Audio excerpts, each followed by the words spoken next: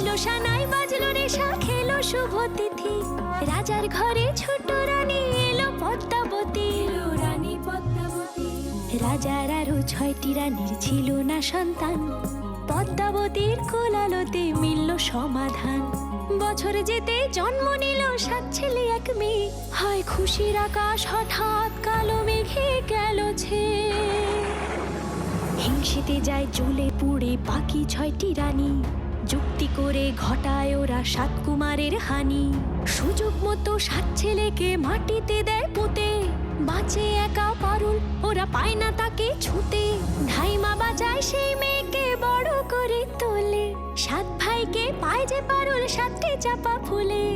এত কিছুর পরেও রাজার বিপদ যে কাটে না সূর্য নগরে সুখের সূর্য আর ওঠে না হিংসা বিবাদ বিচ্ছেদ আর প্রেমের কাহিনীতে পারুল বোন কি পারবে 7 ভাই চম্পা